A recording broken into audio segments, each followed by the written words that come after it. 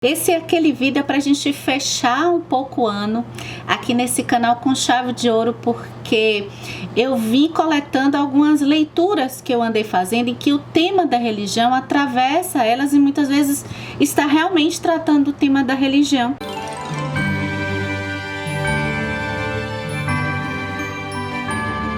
E aí eu já convido você a participar desse vídeo. Você pode sim, deixando seu comentário aqui embaixo, como que vocês percebem o tema da religião nas leituras que vocês fazem. Se vocês gostam de ler ficção, não ficção, tratando do tema da religião, qual religião vocês mais gostam de ler? Vocês leem a sua religião ou vocês leem livros e histórias de qualquer religião? O tema desse vídeo, ele começou a ser formado, tem tempo que eu tô fazendo, sabe, esse vídeo. Ele ia ficar até para 2023, mas olha, vocês ganharam ele ainda em 2022. Eu comecei a pensar nele depois que eu li Ana Karenina do Tolstói, porque a gente comenta aqui um pouquinho, eu vou botar ele na lista aqui também, mas Ana Karenina, ele não tem necessariamente o tema da religião tão forte dentro dele, mas a partir de alguns pensamentos que eu fui fazendo depois da leitura, lendo alguns textos de pessoas que estudam esse livro, aí eu comecei a perceber como que a influência do próprio autor da religião, como o Tolstói via a religião influenciou na leitura. Enfim, aí eu fui fazendo essa lista aqui,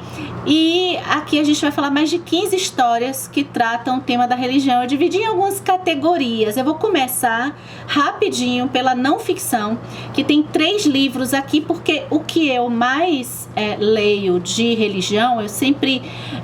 A religião para mim, os livros de conversão, assim, para converter pessoas à religião, nunca foram as minhas leituras preferidas, mas depois eu fui pegando alguns de teoria também, de não ficção, e não só presas às religiões mais ocidentais, né, com o cristianismo, o judaísmo. O primeiro da lista, não ficção, é Uma História de Deus, da historiadora Karen Armstrong.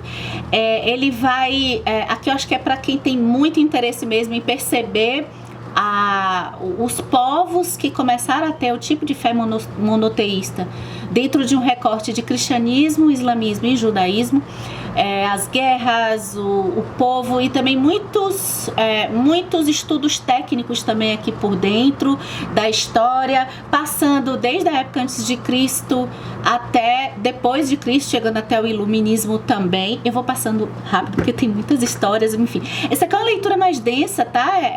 Eu acho que ela precisa realmente ter essa curiosidade, porque é um livro que tem bastante informação. Mais levinho e que eu gosto muito é esse, O Deus da Idade Média. A Idade Média é um período que eu não sei se você tem curiosidade, mas eu tenho muito. E esse recorte europeu da Idade Média, ele é bem interessante para perceber a religião cristã, a religião dentro da mentalidade das pessoas na época da Idade Média.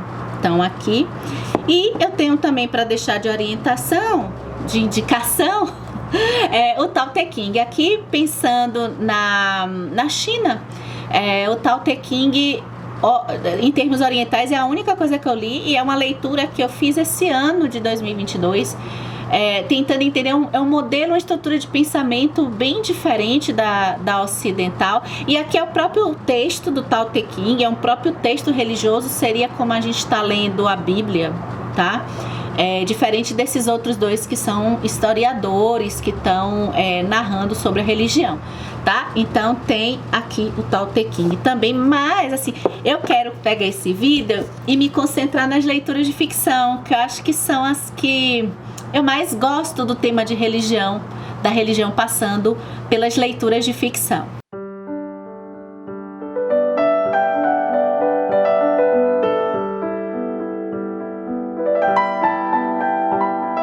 Eu vou começar com narrativas ficcionais que são, eu vou botar releituras, não, que bebem na fonte dos textos que fundaram grandes religiões, tá? Então, o Evangelho segundo Jesus Cristo, eu acho que ele é bem conhecido, bem famoso, do José Saramago. Aqui é uma ficção da história de Jesus. É como se Saramago fosse fazer o seu evangelho uma ficção, mas com várias críticas à religião, porque ele propõe uma visão de Jesus bem materialista, né, bem humana aqui. É demais esse livro. Depois a gente pode fazer outros vídeos assim aprofundando, porque eu percebi que eu gostava muito dessas histórias de ficção da vida de Jesus Cristo e outros personagens da Bíblia. Depois que eu li esse aqui, que eu considero assim uma leitura espetacular, que é A Última Tentação, do Kazantzakis, que vai fazer a mesma coisa que o Saramago faz aqui, e só que de um jeito diferente, acho que um jeito mais épico.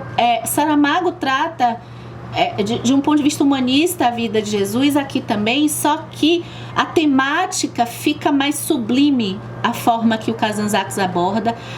Aqui tem o tema do desejo, tem também um passeio ao redor de outros personagens, já que aqui é uma obra de ficção, como Judas, que é muito presente aqui. Esses dois livros, acho que definitivamente são as ficções da obra de Jesus que eu guardo aqui em casa, e eu tenho certeza que eu vou reler no futuro. Eu vou colocar aqui também a foto de Maria Madalena, que o meu tá lá em cima. A figura de Maria Madalena é algo que eu acho muito instigante.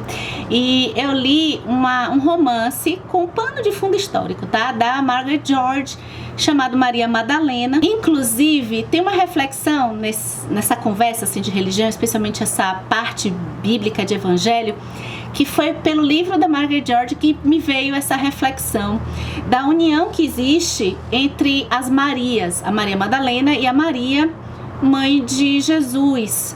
E é interessante como que a gente tem duas Marias, uma virgem, outra é a vadia, é a prostituta, e eu acho que isso vai influenciar muito a visão, mesmo que meio que uma só, sabe? Foi esse livro da Margaret George que me fez começar a pensar nisso. E os dois escritores que eu falei aqui pra vocês, eles também eles fazem uma abordagem nessa relação de Jesus com Maria Madalena e a relação de Maria Madalena com Maria, a mãe de Jesus, né?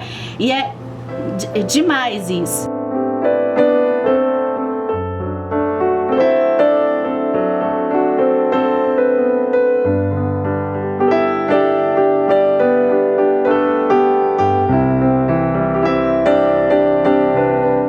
Nessa categoria eu vou falar de 3 contos de Machado de Assis, mas a gente volta para os livros, então eu tô priorizando as histórias aqui, tá? Então a gente vai começar com o meu preferido de todos os tempos, Adão e Eva.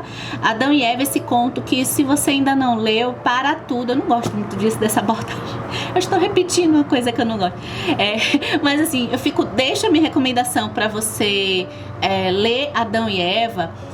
Que é um conto simplesmente incrível, que parte de uma lógica do oposto. Vamos fazer uma historinha aqui para eu deixar a recomendação dele, assim, para você correr atrás, se você não leu ainda. Você vai agora correr atrás desse vídeo. Olha só, o Tolkien, não sei se você conhece, se você já curte o Tolkien, mas o Tolkien, ele tem uma ideia de visão de mundo, né? E até na obra dele do Senhor dos Anéis tem isso, que parte do Santo Agostinho, que o mal ele não cria nada, né? Quer dizer, a gente tem a bondade e a ausência de bondade, o bem, e a ausência do bem é que vem o mal. Toda a premissa também da Gênese da Bíblia parte um pouco disso, né? Primeiro a luz, depois da luz é que aquilo vai fazer as trevas. Eu não li ainda o Silmarillion, mas isso vai... já tô botando mais livros aqui pra vocês. O que acontece? Adão e Eva é de uma inteligência, assim, Machado, porque o que acontece? Ele pega a lógica inversa e pelo princípio do contraste, ele traz uma hipótese no conto de que, ora, se a criação parte do bem, talvez a corrupção do bem seja justamente o que aconteceu de mais frágil para acontecer essa corrupção, digamos assim, né? Da queda de Adão e Eva. Quando ele inverte no conto de que primeiro, ao contrário, tudo veio a partir do mal. Foi o mal que foi criado. Tudo que existiu foi o mal. Os seres humanos, o Adão e Eva, foram criados tudo pelo mal. Deus chegou para corromper o mal, ou seja, para sabotar o plano do mal. E aí, quando ele sabota e cria o paraíso, quando ele pega, corrompe, tudo invertido, gente, o Adão e Eva para o seu lado do bem, a gente vai acompanhar o conto, e eu não vou estragar aqui se você não leu, o que vai acontecer, o que muda se antes a referência era o mal e daí se partiu o bem, do oposto. É sensacional. O próximo que eu vou deixar aqui de recomendação é a Igreja do Diabo. Esse é bem famoso, também num princípio de inversão, em que, ora, se as religiões, todas as religiões são cheias de boas intenções e todas elas buscam o bem, e se a gente começa, se o diabo criar a religião do mal, né? E se esse ser vai criar sua religião, sua instituição, vai fundar em tudo de ruim para trazer as pessoas, ora, as coisas ruins já acontecem na religião do bem, então agora eu vou meio que legitimar a maldade e eu vou institucionalizar a maldade em algo que pretende fazer o mal. E a partir desse absurdo, esse conto vai trazer também ótimas reflexões do que acontece com essa institucionalização do mal, dando uma cutucada nas religiões que visam bem, como o Machadinho gosta, como todo cético, de fazer. E o terceiro conto que eu vou deixar aqui é a Cartomante, porque aí Machado, ele vai mexer com ele vai atravessar aí o gênero e a classe com a religião. E aí, com religiões, ele vai abordar religiões que não são tão qualificadas, a depender da classe social, como essa próxima aí é essa Cartomante, é essa coisa mais cigana, e outras religiões também que não são tão enobrecidas assim. Então, divirta-se com Machado.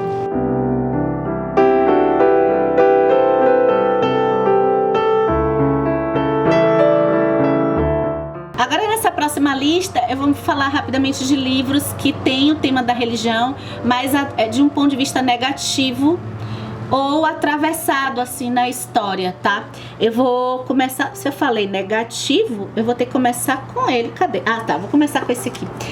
Eu vou começar com Hibisco Roxo, um dos meus livros preferidos da vida da Chimamanda Ngozi Adichie, que vai passar pelo tema de colonização, ancestralidade e a interferência de religião fundamentalista nas histórias das famílias, e que pode atravessar qualquer família, tá? Hibisco Roxo é simplesmente muito tocante, e a gente nesse livro a gente começa a pensar sobre como a violência acaba atravessando a religião, infelizmente, porque a intenção é tão boa de todas elas, mas as violências acabam atravessando. E já que a gente está no fundamentalismo, o Conto da Aia também é uma história forte. Eu costumo dizer que aqui é um drama, não é uma distopia, tá? Eu já digo logo que não, porque parece assim uma distopia, mas vem a questão de toda a referência lá no Irã, e a religião passando por política, passando por violência e estrutura de domínio realmente físico de corpos de mulheres, né? Tem aqui também 2 livros formadores de a religião dentro de uma formação de ser humano e dentro de estruturas sociais. Eu vou começar com o Torturado, porque aqui a gente tem a religião de matriz africana colocada aqui de um jeito muito bonito, porque de um jeito que se organiza. A gente tem o pai das meninas que narram boa parte da história, que é a Bibiana e a Belonísia. Ele é um líder religioso, só que aqui está no oposto do Hibisco Roxo.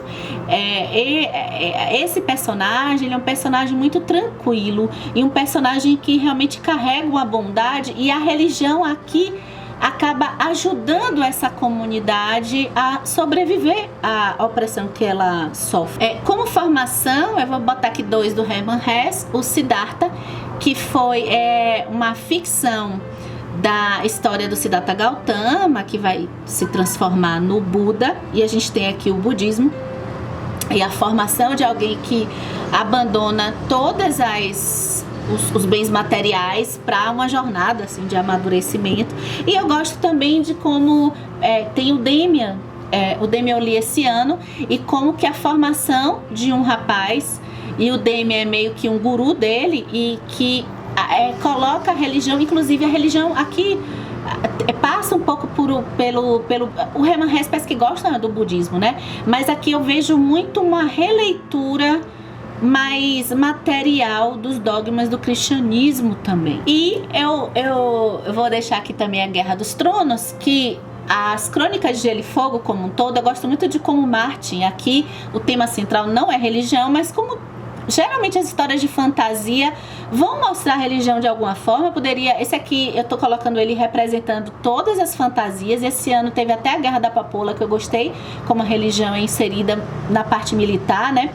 Mas vai ficar uma representação de que geralmente as leituras de fantasia vão nos fazer a gente amadurecer em algumas sistemáticas religiosas criadas e outras que têm relação com a nossa história da religião. O Martin aqui, nas Crônicas de Fogo, o que eu gosto é como ele pega, por exemplo, tem o norte e o sul. O sistema de crenças do norte, ele é mais primitivo, mas não no sentido negativo da palavra primitiva. Ele tem mais a ver com ancestralidade, com sensações, com a natureza. O sul, ele já mostra um sistema de religião na ficção do Martin parecido com o que a gente tem na história aí de Deus, né, da Karen Armstrong, parecida já com o comportamento, com a moralidade, com templos, então, templos religiosos, né? Então eu gosto desse jogo que ele faz aí também. E para finalizar, mas tem mais uma listinha que eu vou falar para vocês aqui no final, tá? Mas 2 que eu vou deixar como o simbólico pra gente exercitar. Tenho vontade de exercitar isso em futuras leituras. Vocês já repararam que tem alguns livros que podem não estar com o tema da religião na história deles, só que existe o símbolo. Um deles eu percebi e o outro eu só fui saber depois. Então, o que eu percebi é os 100 anos de solidão do Gabriel Garcia Marques. Não tem nem o que falar, né? Porque esse aqui já é um clássico. Muitas pessoas amam esse livro. E o que eu mais gostei desse livro foi até que eu não sou dessas apaixonadas por esse livro, mas a religião, eu acho que foi a parte simbólica foi a que eu mais gostei, principalmente no começo e no final. Então a gente tem a parte de que a gente tem uma lembrança aí do Gênesis, a gente tem aqui o Apocalipse, e o outro esse aqui só foi depois quando eu fui ler o Para Ler Literatura como um Professor, e a gente conversou aqui no canal já sobre esse livro, né? E foi quando eu fui perceber e fui voltar na parte para reler. Amada tem também, Amada da Toni Morrison. Eu tô com a minha edição nova que a minha amiga Dani me deu. Obrigada, Dani. De Amada, isso aqui eu já tô guardando para uma releitura no futuro. E como que tem uma parte desse livro aqui, Amada da Toni Morrison, o tema que é escravidão, é a maternidade, mas pensando aqui os negros que viveram sempre cativos, e como é que essa relação de maternidade, quando não se tem qualquer esperança no mundo, se dá.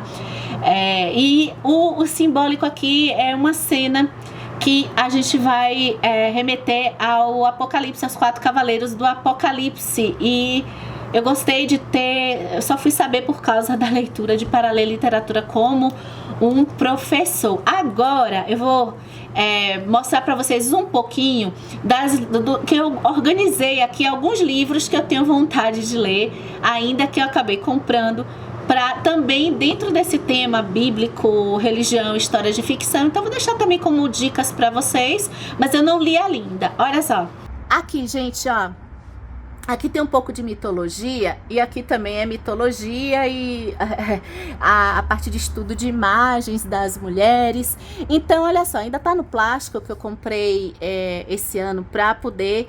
Isso aqui eu não vou ler, tá? Mitologia dos Orixás, de Reginaldo Prandi. Isso aqui eu tenho vontade de dar uma olhada como consulta, tá? Porque eu não conheço quase nada das religiões de matrizes africanas.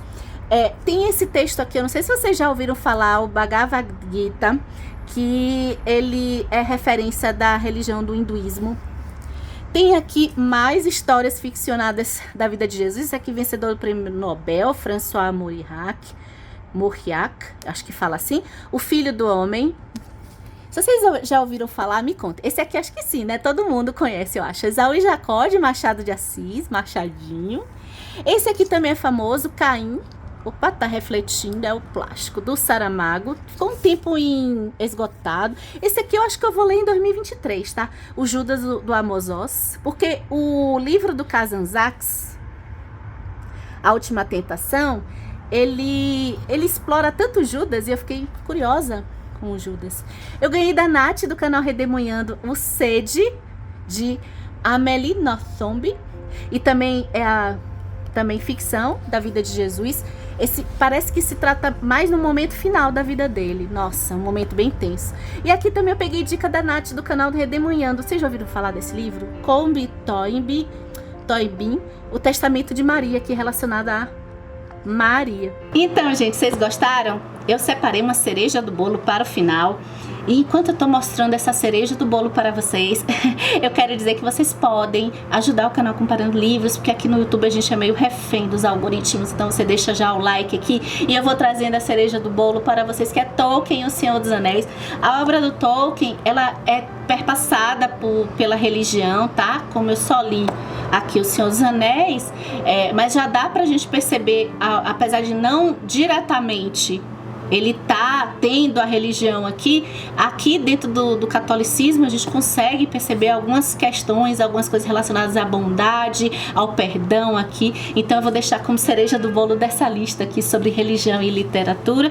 Lembrando que você pode participar sim desse vídeo aqui nos comentários do YouTube, eu vou aguardar seu comentário e até o próximo vídeo.